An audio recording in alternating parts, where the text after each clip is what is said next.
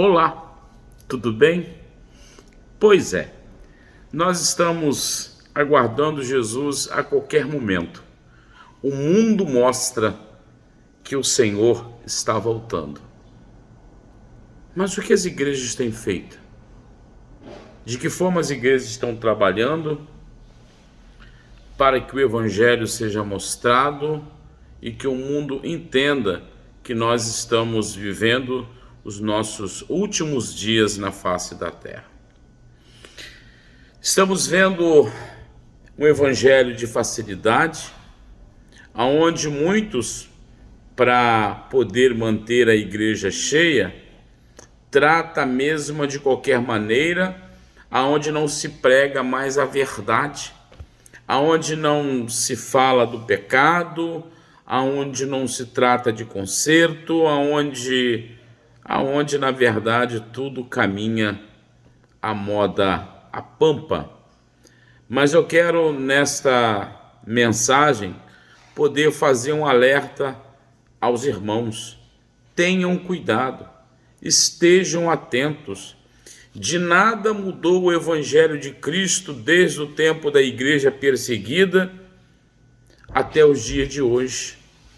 A igreja, ela sempre foi perseguida na face da terra.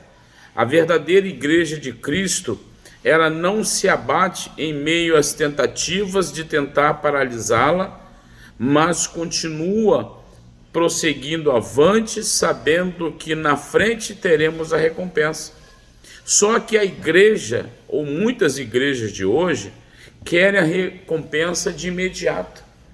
Querem para hoje, infelizmente, alguns pastores, eles fazem juras de bênçãos imediatas, de condições que vai agradar o crente.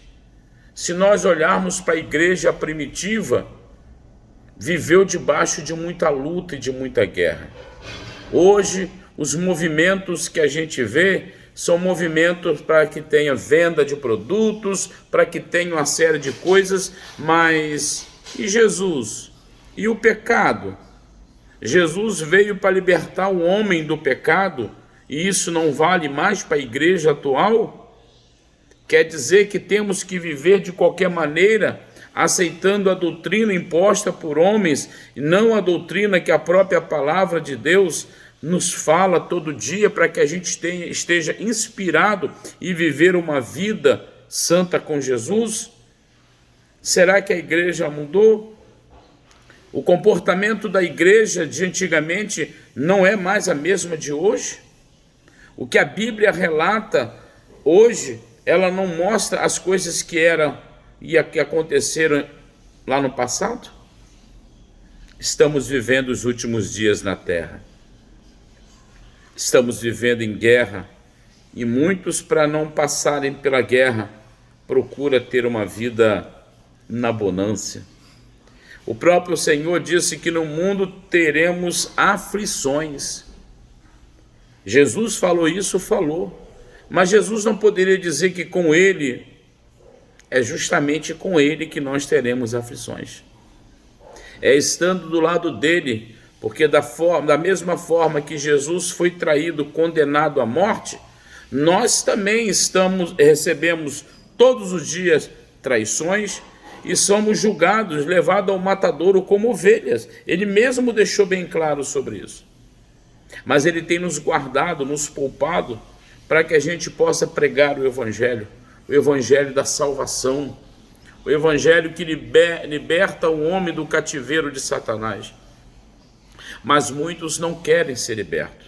Muitos acham que vão permanecer na igreja vivendo do mesmo jeito, adotando os costumes de alguns, que na verdade não existe nada de Deus, mas que existem coisas de si mesmo para atrair aos montes. Jesus quer que a igreja seja verdadeira. Jesus quer que a igreja fale de Cristo, que fale da veracidade da palavra, que faz o homem despertar e ser livre do pecado. E por isso, muitos estão sendo atacados por falar a verdade, e até mesmo por alguns que se dizem evangélicos, por não aceitar a verdade da palavra, mas para que possam viver do mesmo jeito, mesmo estando dentro da igreja, querem atacar, querem defamar e tirar, dizendo que somos engessados, que somos crentes e pastores quadrados e que nós não avançamos com o tempo. A única forma de avançar é ter na nossa mente a eternidade em Cristo Jesus. Porque nós avançamos para Cristo, em direção a Cristo, que é a verdade. Não em direção aos costumes mundanos que o próprio mundo oferece. Satanás está aí, oferecendo bandejas e bandejas, mas cabe a você negar ou aceitar. Você lembra de Daniel, um rapaz que tinha um espírito excelente, que foi levado cativo para a Babilônia, e logo a sua aparência, a sua inteligência chegou bem aos olhos de Nabucodonosor? Pois é, a Daniel foi oferecido tantas coisas, mas o espírito excelente que ele tinha não permitiu que nem ele se alimentasse da comida que era servida para os babilônicos. Ele preferiu comer legumes e verduras. Não é verdade? Ele não quis se alimentar do cardápio oferecido para ele. E, no entanto, ele negando todas essas coisas, mas ele foi um grande homem dentro da Babilônia e dentro da Pérsia. Mesmo enjeitando os manjares oferecidos para ele, Deus honrou ele tanto no Império Babilônico quanto no Império Medo-Persa. Então nós estamos nesse mundão e nem tudo que é oferecido nós devemos aceitar. Precisamos entender e ter a sensibilidade de aceitarmos as coisas que vêm de Deus, não as coisas que são oferecidas para a gente, e muitas pessoas estão caindo. A corrupção, a ganância pelo dinheiro, pela fartura, essas coisas muitas das vezes tiram o homem da presença de Deus. Daniel preferiu não se contaminar e permanecer com aquilo que ele tinha aprendido, com aquilo que ele tinha de mais rico, que é a presença de Deus, porque o Espírito excelente era a presença de Deus na vida dele. Tanto é que ele foi notado como diferente, e ele foi tratado como diferente também. Não se corrompeu comendo os manjares oferecidos por Nabucodonosor, mas foi honrado por Deus. A grande diferença do homem que serve a Deus é essa, que ele sai da presença do mal, sabendo que na presença do Senhor não vai ter, talvez, fartura de riqueza, mas terá fartura de alegria, e é essa alegria que nós precisamos para viver os dias de hoje. Queridos e amados irmãos, devemos ter muito cuidado com as coisas que estão acontecendo.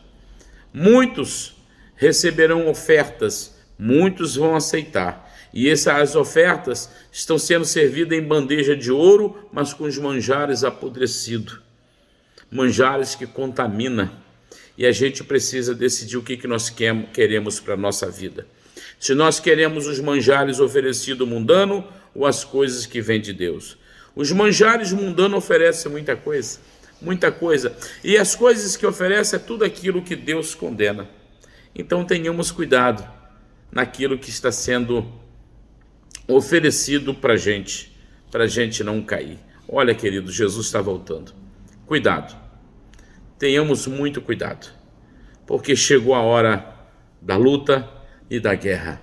E no mundo invisível, a guerra é muito pior, porque nós estamos lutando com quem não estamos vendo. Numa guerra, existe dois países que estão em guerra, só que existem os aliados. E os aliados podem estar no lado bom e no lado ruim. Não é verdade? Então a gente precisa ver em que lado nós estamos. Lá nesta guerra, a gente consegue ver o adversário. Na guerra invisível, a gente não vê o adversário, mas sabemos que ele está ali, pronto para nos atacar. Então fica a dica, cuidado.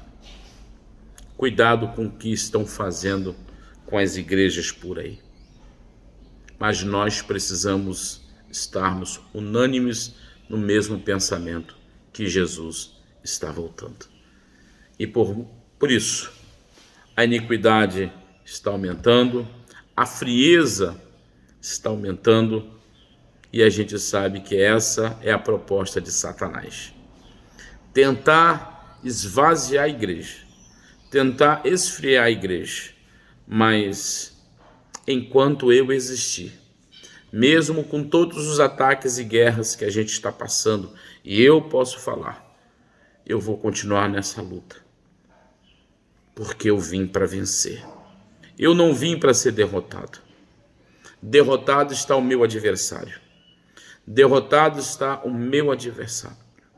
Mas a igreja de Cristo, a verdadeira de Cristo, continuará triunfante e abundante naquilo que o Senhor trouxe como proposta de salvação. Porque unidos nós venceremos. E as igrejas que estiverem unidas no propósito de Deus, no que está na Bíblia, ela vencerá. Cuidado com algumas propostas de algumas pessoas desavisadas, que não têm consciência do que é a verdade, que querem manter a igreja cheia, colocando coisas, alimentando a igreja com certas coisas. A igreja, ela precisa ser alimentada pela palavra, e não por movimentos, mas sim pela palavra do Senhor. Cuidado, irmãos, muito cuidado, porque a Bíblia diz que muitos serão enganados. Muitos dos escolhidos serão enganados. Cabe a você, cabe a mim alertar, e cabe a você decidir qual o caminho que você quer seguir. O caminho da verdade ou o caminho da mentira? Está com você. A decisão é sua. Tenham muito cuidado. Muito cuidado. O adversário está aí, como um leão, tentando estraçalhar a mim e a você. Mas para nós que servimos a Jesus, Ele vai enviar sempre um anjo ao nosso favor. Deus abençoe a sua vida, Deus abençoe a sua casa e Deus abençoe a sua família.